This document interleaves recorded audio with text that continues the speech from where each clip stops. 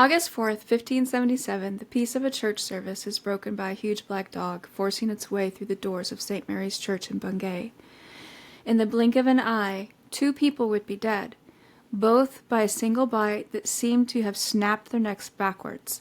Moments later, at another church, it attacks 2 more people before just disappearing as quickly as he came, leaving behind terrified churchgoers, his slain victims, scorch marks on the door of the church that can still be seen today, and hundreds of sightings that continue even now. I am Meshel. And I am Isaiah, and we welcome you to Shifting Veils. Today we are going to be talking about a hellhound from Old British folklore, the Black Shuck. We are going to travel to a place called East Anglia, which includes the counties of Suffolk, Norfolk, Cambridgeshire, and Essex. The area is known for its Anglo-Saxon history, crumbling churches, old Roman roads, misty marshlands, and a secret that has held locals in fear for centuries. Stories of black dogs are prevalent in British folklore. Each area has its own. In the Isle of Man, they have one that they refer to as the Maudie Doo. In Yorkshire, it's the Barguest, and in Somerset, it's called the Girt dog. But none of these black dogs have the reputation that Black Shuck does. The name itself is enough to understand that he is different from the others. Shuck comes from the Old English word skaka, meaning demon. The Anglo-Saxons found Black Shuck so terrifying they named him Demon Dog. The earliest recorded sightings of Black Shuck was reported in 1127 in an Anglo-Saxon chronicle about the history of England called the Peterborough Chronicle. The Peterborough Chronicle, also known as the Laud Manuscript, is one of the 4 surviving versions of the Anglo-Saxon Chronicle. The documents are among the earliest sources of Anglo-Saxon history. One passage from the Peterborough Chronicle recounts a sighting of spectral huntsmen on black horses. According to the account, there were jet black hellhounds howling at the blowing of the horns by the demonic huntsmen. Locals reported sighting the huntsman from hell in the city of Peterborough in Cambridgeshire. People also reported sightings in the surrounding woods and as far as the neighboring town of Stamford in Lincolnshire.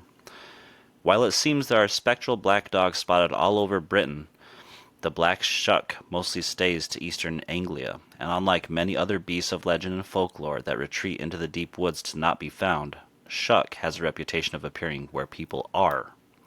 Churchyards, graveyards, beaches, and even inside churches during Sunday morning services.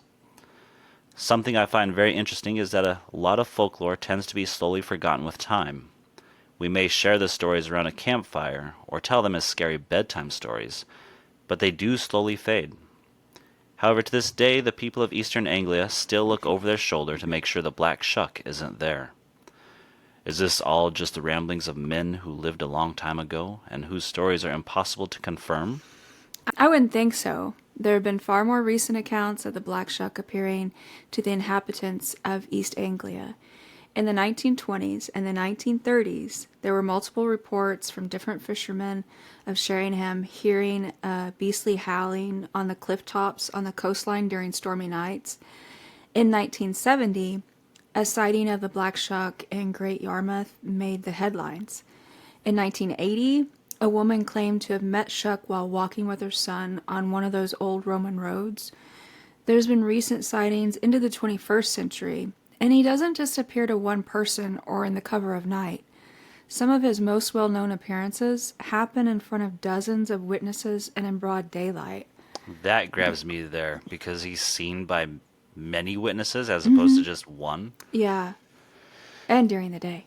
Yeah, and it's not just like somebody being like, oh yeah, I totally saw the Black Shuck just the other day, One appearance was documented so well that it changed the town of Bungay in a way that Black Shuck would never be forgotten. In 2022, the town decided to start the Black Shuck Festival. People dressed up in costumes, people dressed up their dogs in costumes, and they display their Black Shuck-inspired art. Street vendors serve food, people get their faces painted. What kind of food do you serve at a Black Shuck festival? I don't know. Because, you got fair food at fair, you got street food at, little street vendor festivals. I don't know. Okay, but now I think we should get back to our story way before parades and costumes. Okay. So it's a chilly August morning, 1577. The town of Bungay is gathered in St. Mary's Church for Sunday service. There's a solemn communal air in the building among the people, and then the storm comes in. Not just a simple rain shower, but a heavy storm. Lots of lightning, lots of wind, and lots of hail. Abraham Fleming, a clergyman who documented the events a couple days after they happened, wrote, "This tempest brought darkness, rain, hail, thunder, and lightning as was never seen the like." So this is a storm so severe, the townspeople don't recall having ever had one so bad. As you can imagine, the congregation sort of hunkers down and looks to one another for a sense of safety from the storm.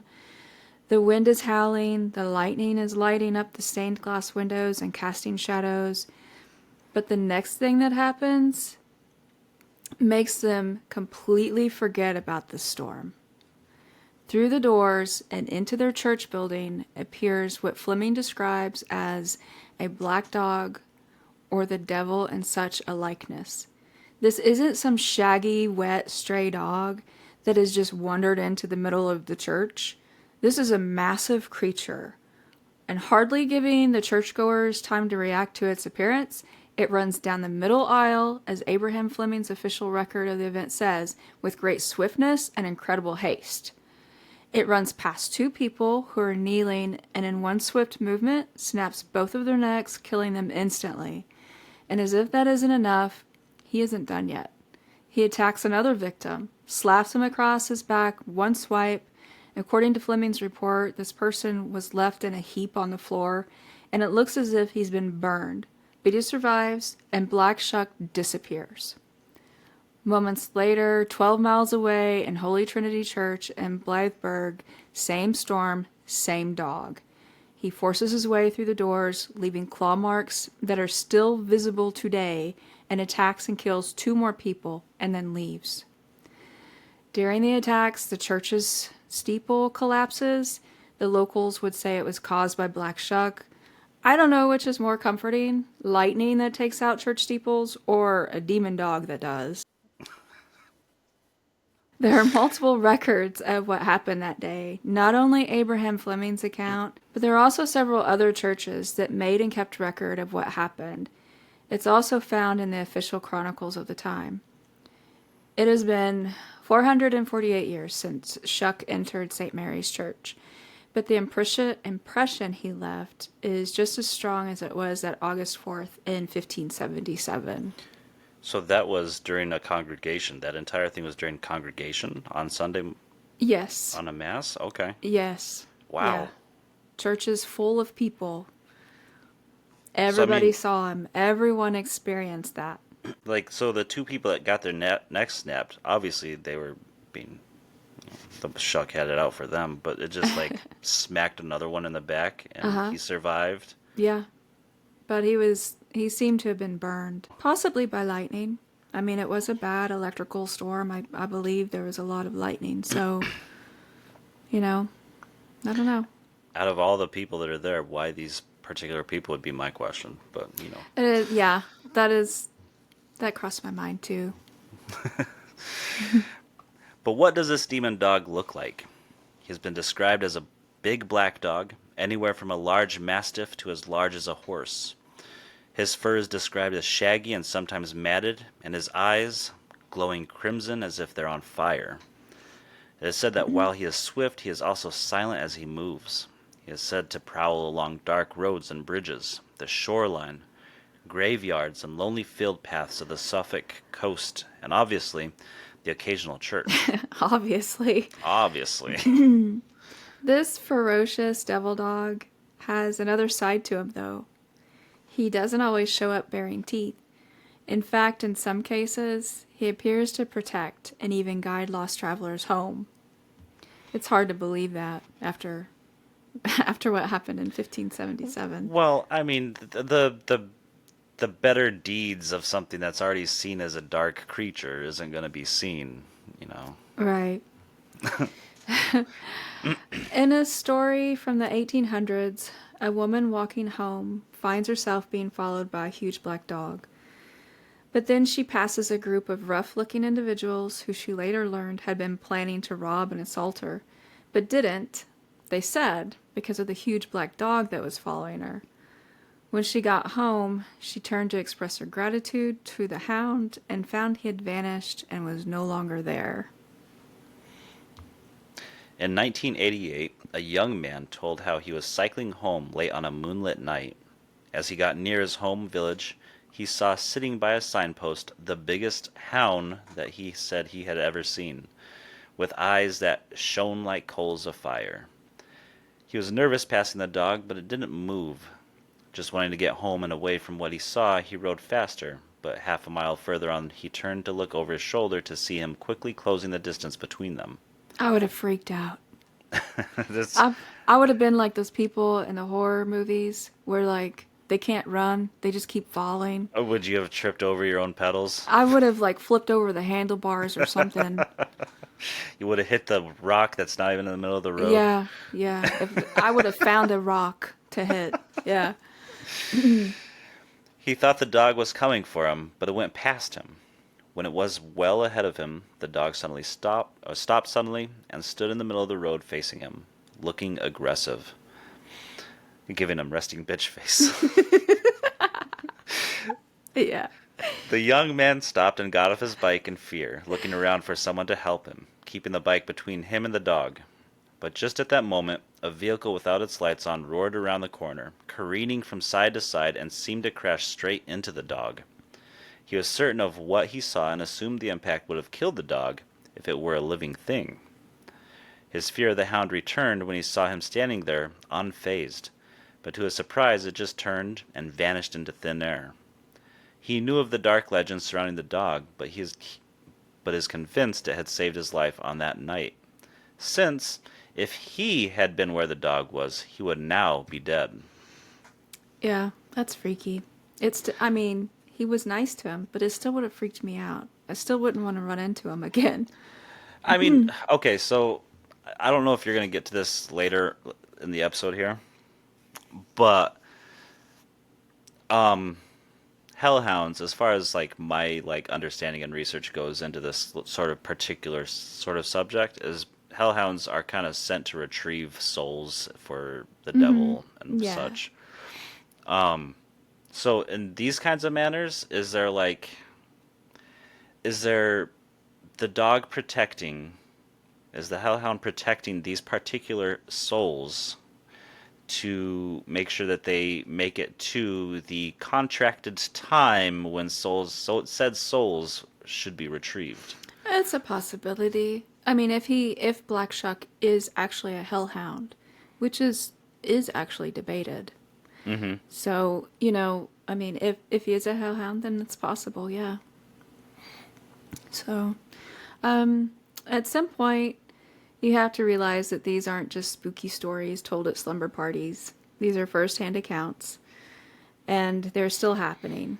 He's still getting spotted today, but it almost seems that East Anglia's scariest ghost hound is slowly transforming into its best guard dog, showing up to protect and guide more than cause harm.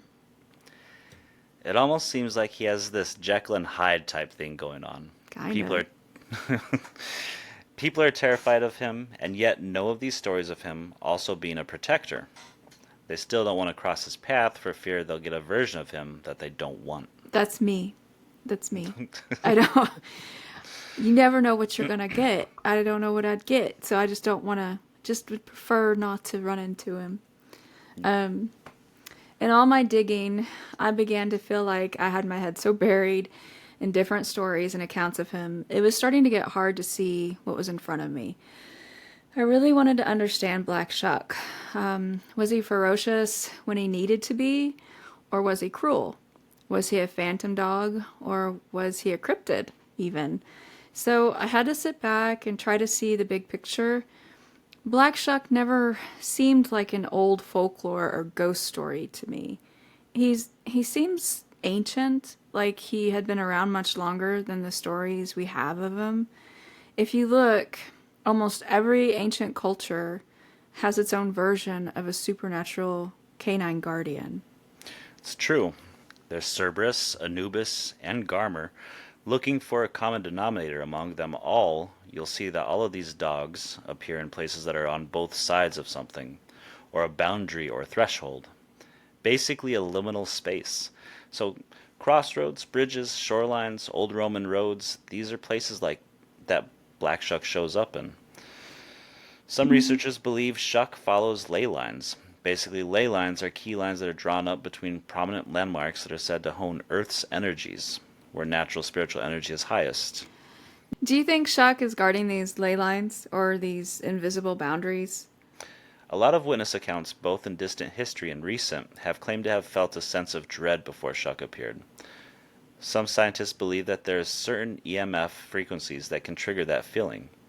These frequencies tend to be stronger along fault lines and ley lines, those same places that Shuck has been sighted. Okay, here's the thing. Black Shuck shows up at boundaries. Sometimes he's ferocious, and at other times he appears to be a guardian. But either way, it's like he's standing at a gate. I mean, that's how I'm seeing it. As a possibility, maybe. In some cases, you could say he haunts, but at the same time, it feels like he's watching over Eastern Anglia and guarding it from that which is unseen. I've tried to apply logical reasoning to the story of Black Shuck. You know, I told myself that ball lightning could explain the scorch marks in the church, but the problem with that is that it can't explain the glowing red eyes and the massive black dog. I thought maybe mass hysteria, but at two churches, 12 miles apart, on the same night, just moments from one another, that's not really all that likely. At the end of all of this, I'm left at times questioning things, and it's not really a question as to whether these things really have happened, as they are told, but more of a, is this the case of a hellhound, demon dog, or phantom of some sort, or is this a cryptid? But does a cryptid come in wielding lightning?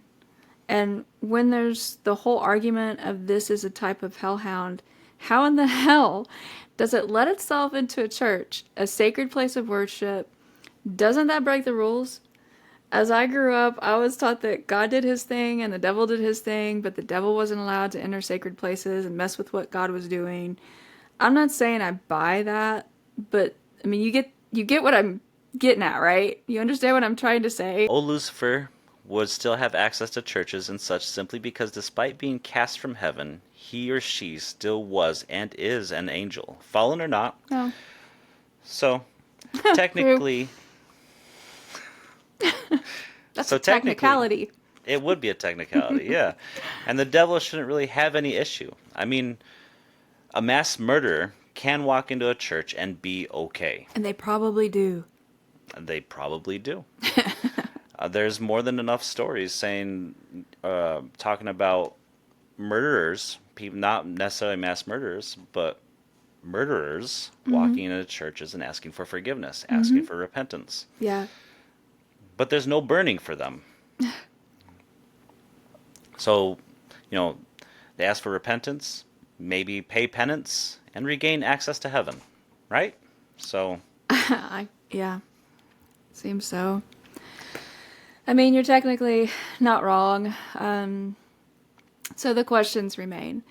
But which ones are you asking? Is Black Shuck real? Is he supernatural? Is he a cryptid? Is he good? Is he bad? I mean, now I just have more questions. There's always more questions. Leave us a comment or drop us a line and let us know what you think. And if you or someone you know is interested in the unexplained, sometimes paranormal, and always strange, we would appreciate your like, follow, subscription, and sharing of our podcast. There'll be links to more information pertaining to Black Shuck left in the description of this episode right here. This one right here. You just keep scrolling down.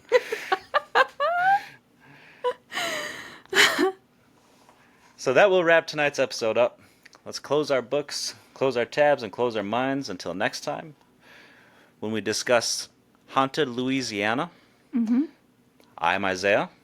And I am Meshel. And this has been Shifting Veils.